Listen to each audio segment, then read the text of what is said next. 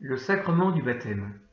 Ce très beau sacrement est un don immense que nous fait Dieu, si bien que saint Jean-Paul II disait que son baptême était le plus beau jour de sa vie, puisque par le baptême, nous sommes sauvés, nous devenons chrétiens, nous naissons d'en haut, nous naissons la vie surnaturelle.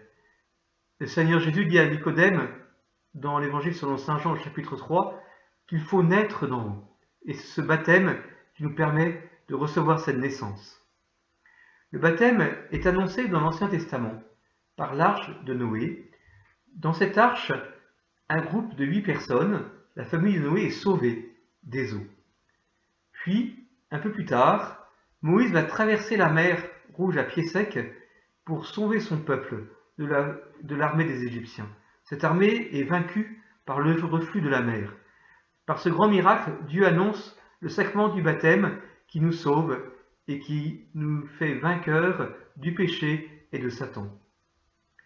Le Seigneur Jésus lui-même a été baptisé par saint Jean-Baptiste, non pas parce qu'il avait besoin d'être purifié du péché, mais parce qu'il voulait nous montrer par son embaptisement ce que nous devons faire.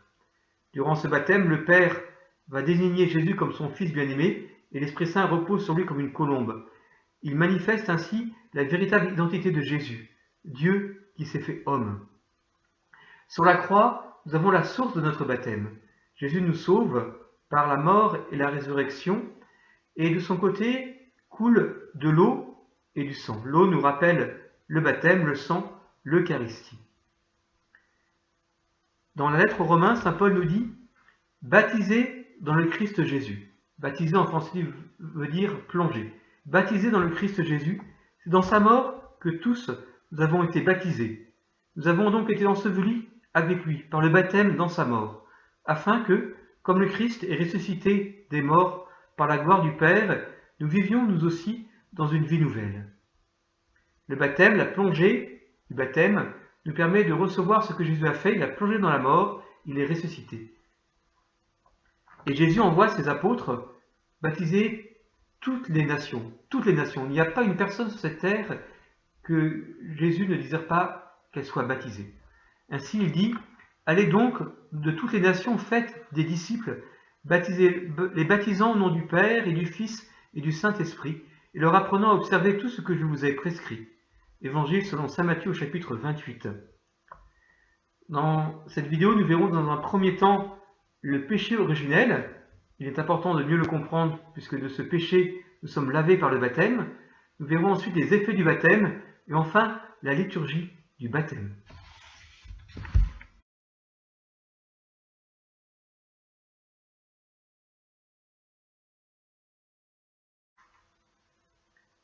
Le péché originel et ses conséquences. Quand un petit bébé est présenté pour être baptisé, il est tout mignon. Nous avons du mal à comprendre qu'il a besoin d'être sauvé du péché originel. Bien sûr, un petit bébé n'a fait aucun péché personnel, il en est bien incapable, mais il est marqué, comme toute l'humanité, par le poison du péché originel qui nous est transmis depuis Adam et Ève, nos premiers parents. Nos premiers parents nous donnent la révélation. Nos premiers parents ont deux vies. Une vie naturelle, puisqu'ils sont composés de l'union d'une âme et d'un corps, et ils ne peuvent pas mourir. Et une vie surnaturelle, par leur union aux trois personnes divines de la Sainte Trinité. À cause du péché originel, leur vie naturelle devient provisoire. À la mort, leur âme et leur corps se séparent, et leur vie surnaturelle est perdue. Leur union, leur amitié aux trois personnes divines est brisée. Le péché originel entraîne pour Adam et Ève et toute leur descendance, donc nous-mêmes aussi, une inclination au mal, l'expérience de la souffrance et de la douleur, la mort, la perte de la grâce, la perte de la possibilité d'aller au paradis. Par la tromperie du démon, Adam et Ève et sa descendance perdent l'amitié avec Dieu. Et la nature humaine, qui est transmise de génération en génération, est blessée. Cela nous est rapporté notamment par saint Paul dans la lettre aux Romains au chapitre 15. Ainsi, le petit bébé n'a pas la grâce de Dieu et n'a pas le droit au bonheur du ciel par lui-même.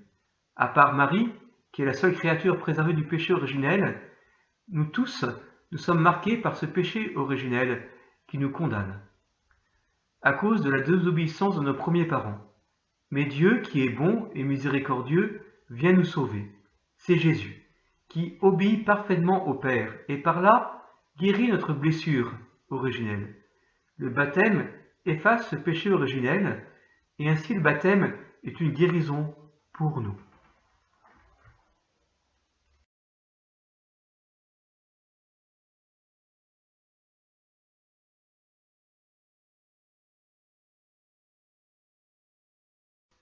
Les effets du sacrement du baptême. Le baptême a deux principaux effets. Le premier concerne la purification des péchés et le second, la nouvelle naissance dans l'Esprit Saint. Le baptême efface le péché originel pour le petit enfant comme pour l'adulte. Pour l'adulte baptisé, si nous sommes baptisés adultes, nous avons en plus comme conséquence du baptême, comme effet, le pardon des péchés personnels et aussi la remise de la peine due au péché. Cette peine due au péché entraîne normalement un temps de purgatoire si nous mourons, mais grâce au baptême, cela est enlevé. Ainsi, le baptême efface le péché originel, les péchés personnels et les conséquences, les peines dues au péché. Et donc, par le baptême, la vie éternelle nous est redonnée, l'amitié avec Dieu, la possibilité d'aller au paradis. Toutefois, il reste trois conséquences du péché originel qui subsistent après le baptême. Mais ces trois conséquences ne sont plus des conséquences mortifères, elles sont utilisées par Dieu pour notre bien. La première conséquence, c'est une difficulté à faire le bien, qu'on appelle techniquement la concupiscence, c'est-à-dire une inclination à pécher. Non pas une obligation à pécher, mais une difficulté à faire le bien, comme une tendance vers le péché. Et cela nous invite au combat spirituel. Par un surcroît d'amour, nous sommes appelés à faire des efforts pour vaincre cela, et grâce à Dieu.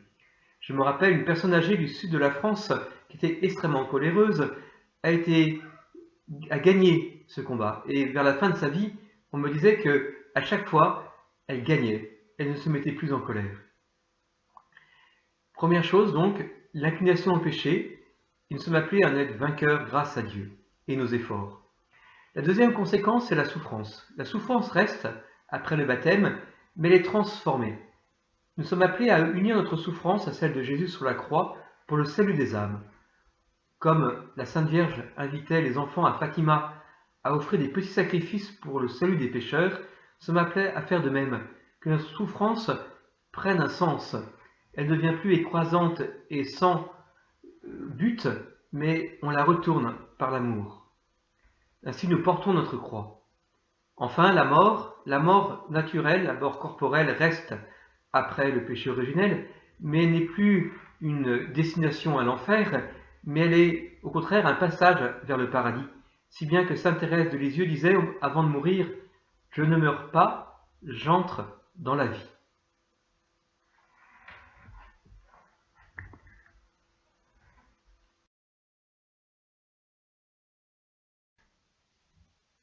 Le baptême nous rend fils adoptifs de Dieu. Ainsi, la vie surnaturelle nous est redonnée. Nous sommes à nouveau unis aux trois personnes divines. Ce qui avait été perdu par nos premiers parents, Adam et Ève, nous est redonné par le baptême. Le baptisé devient fils adoptif du Père, membre du Christ, temple du Saint-Esprit. Il est incorporé à l'Église, qui est le corps du Christ. De même que notre corps a différents organes, le foie, le cœur, l'estomac, le cerveau, les yeux, de même notre âme a comme un organisme surnaturel qui nous est donné par le baptême. Ainsi, tout d'abord, nous est donné la grâce sanctifiante, l'état de grâce, qui est la vie éternelle. Par ailleurs, nous devenons capables de croire en Dieu, d'espérer en lui et de l'aimer par les vertus théologales, la foi, l'espérance et la charité. Nous recevons aussi l'aide du Saint-Esprit par les dons du Saint-Esprit, pour poser des actes héroïques, pour vivre en chrétien. Enfin, nous recevons les vertus morales pour croître dans le bien. Notre caractère est transformé, se transforme, et nous pouvons être vraiment fils de Dieu. Enfin, La vie éternelle aussi nous est donnée à notre corps, puisqu'il reçoit la possibilité de ressusciter quand Jésus reviendra dans la gloire.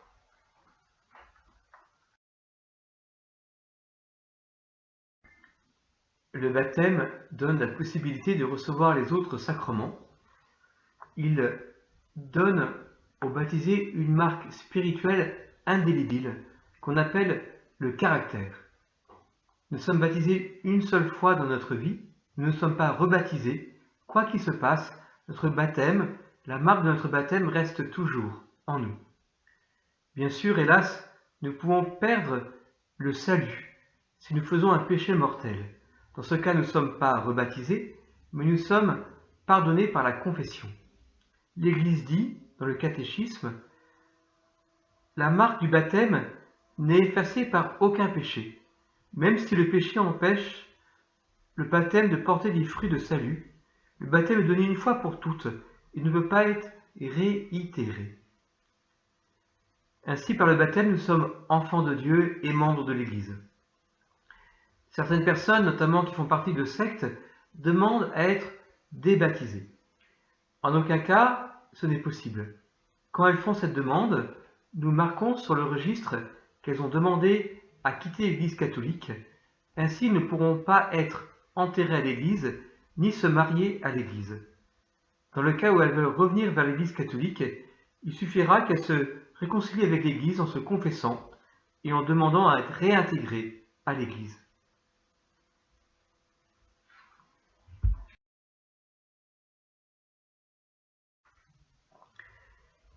Jésus dit à Nicodème que le baptême est nécessaire au salut. Ainsi, l'Église ne connaît pas d'autre moyen que le baptême pour assurer l'entrée dans la vie éternelle. Le baptême est donc important, il est important de le proposer largement. Il existe un baptême de désir, c'est-à-dire des personnes ayant demandé le baptême, elles sont catéchumènes, et qui meurent avant de pouvoir être baptisées. Ces personnes peuvent entrer au ciel, ainsi que des personnes qui meurent pour leur foi avant d'avoir pu être baptisées, qu'on appelle le baptême du sang. Toutefois, il est possible, hypothétiquement, que des personnes cherchent à faire la volonté de Dieu et ignorent sans faute de leur part l'évangile du Christ et l'Église catholique. Si elles avaient connu l'existence du baptême et de l'Église, elles auraient demandé ce sacrement et entré dans l'Église, mais sans faute de leur part, elles ne le connaissaient pas. On peut penser dans ce cas-là que ces personnes, avec les grâces de Dieu, pourraient être sauvées. Pour sa part, saint Thomas d'Aquin dit que ces personnes, par la providence de Dieu, seraient rejointes d'une façon ou d'une autre, à la manière du centurion Corneille, qui dans les Actes des Apôtres reçoit l'apparition d'un ange qui le conduit à Saint-Pierre. Ou je pense aussi à de nombreux musulmans qui ont des visions de Jésus et qui sont attirés vers l'Église. Le baptisé a une grande dignité, il devient prêtre, prophète et roi, non pas prêtre au sens du prêtre du Nouveau Testament qui offre la messe et pardonne les péchés, mais prêtre au sens qu'il est appelé à prier Dieu, à s'offrir intérieurement au Seigneur, à participer au sacrement, à la messe. Il est aussi prophète au sens qu'il est appelé à écouter Dieu, à se mettre à son écoute, mais aussi à évangéliser, à participer à la mission d'évangélisation de l'Église.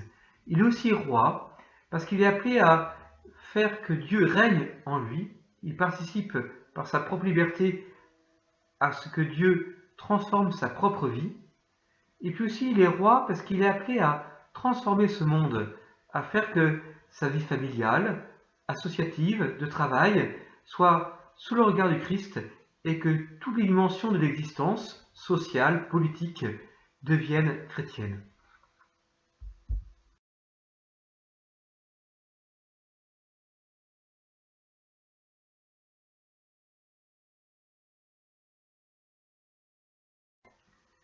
Le baptême veut dire plonger. Nous sommes plongés dans l'eau qui représente la mort de Jésus et nous remontons de l'eau, et ce qui signifie la résurrection de Jésus. Nous sommes donc baptisés par immersion, mais nous pouvons aussi être baptisés par infusion. Nous mettons de l'eau sur la tête du futur baptisé. Les deux façons de baptiser sont tout à fait valables et produisent le même effet. À quel âge pouvons-nous être baptisés? Eh bien, dès l'enfance. De même que l'enfant est marqué par le péché originel sans qu'il l'ait voulu, de même, la guérison du baptême lui est donnée sans qu'il exerce sa liberté. C'est un cadeau qui lui est donné, une grâce, dont ne privons pas les enfants du baptême. Dès les temps les plus anciens, les enfants sont baptisés. L'Église dit ceci dans le catéchisme au numéro 1250, naissant avec une nature humaine déchue et entachée par le péché originel, les enfants, eux aussi, ont besoin de la nouvelle naissance dans le baptême, afin d'être libérés du pouvoir des ténèbres et d'être transférés dans le domaine de la liberté des enfants de Dieu, à laquelle tous les hommes sont appelés.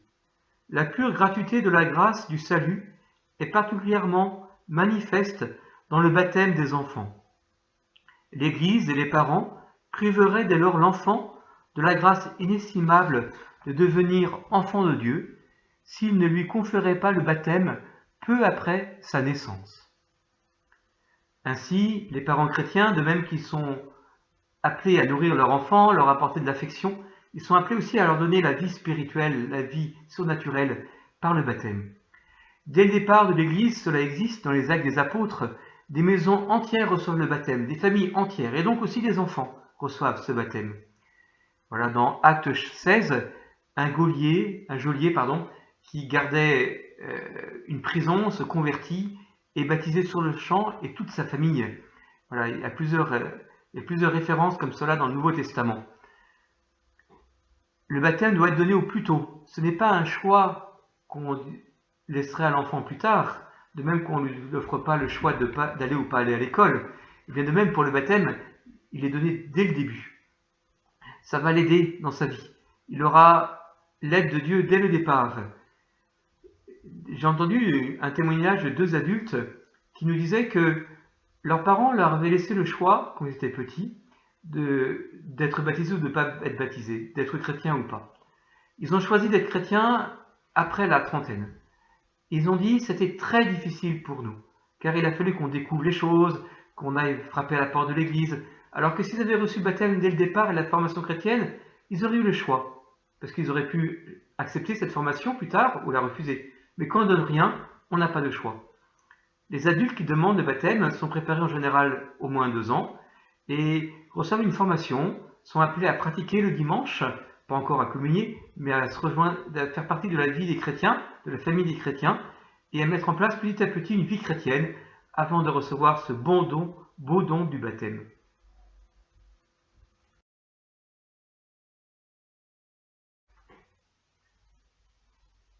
Les parents vont donner officiellement le nom de baptême de leur enfant.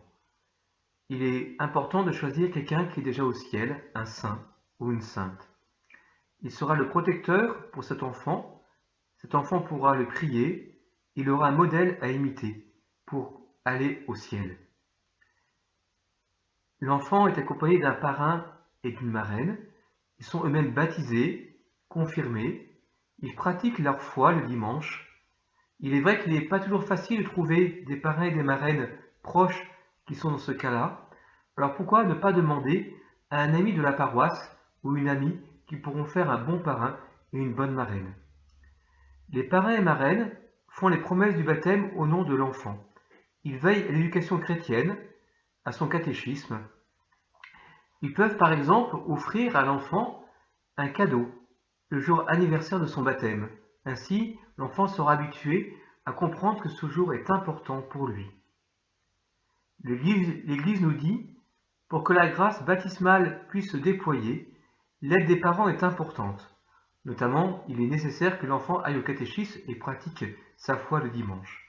C'est là aussi le rôle du parrain et de la marraine, qui doivent être des croyants solides, capables et prêts à aider le nouveau baptisé, enfant ou adulte, sur son chemin de vie chrétienne.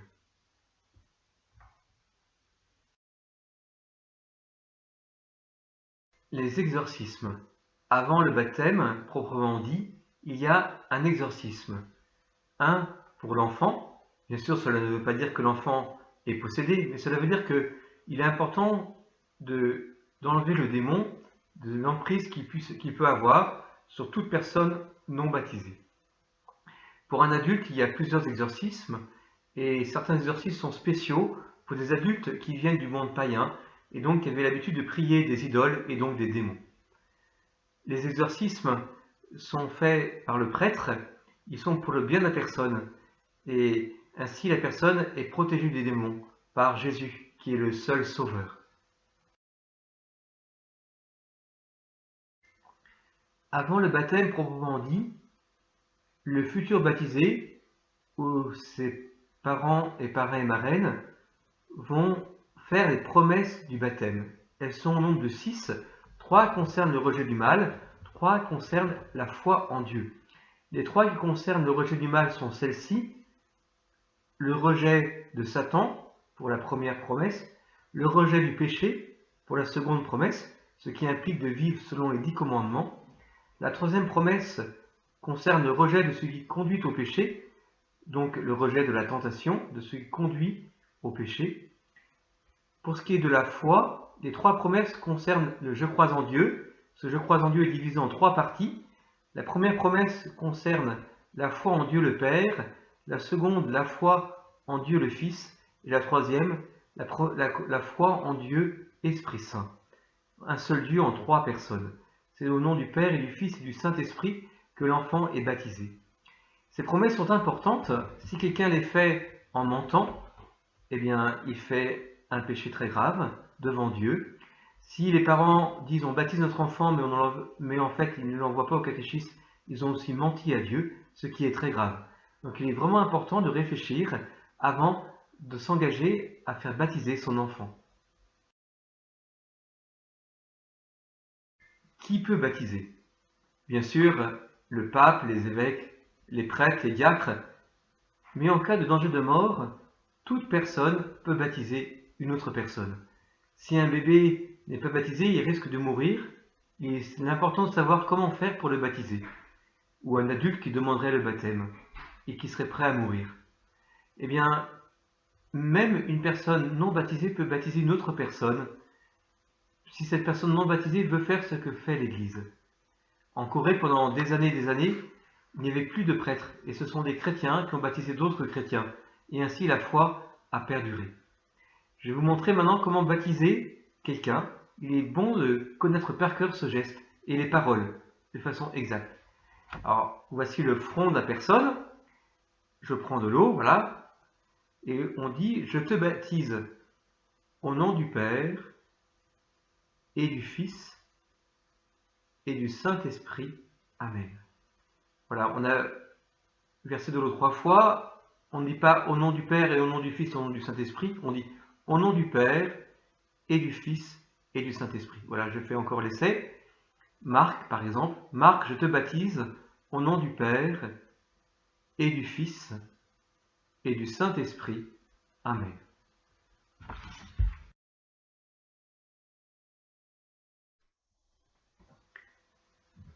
Après le baptême, le nouveau baptisé reçoit une onction d'huile, l'onction du Saint-Crème, une huile parfumée consacrée par l'évêque. Ainsi, cette huile signifie le don du Saint-Esprit qui est fait au nouveau baptisé. Il va aussi recevoir le vêtement blanc qui signifie qu'il a revêtu le Christ, que le Christ ressuscité habite en lui. Il recevra aussi un cierge allumé au cierge pascal, et cela montre que le Christ a illuminé le nouveau baptisé. Il y a d'autres éléments dans la liturgie du baptême, je ne voudrais pas tout détailler, je vous ai donné quelques éléments pour les mettre en valeur et mieux comprendre la beauté du baptême.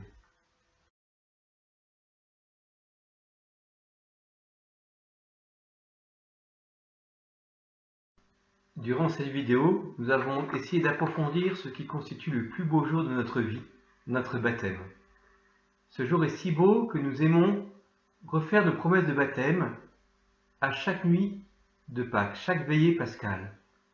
Ainsi, enfants ou adultes, nous sommes appelés à approfondir les grâces de notre baptême durant toute notre vie.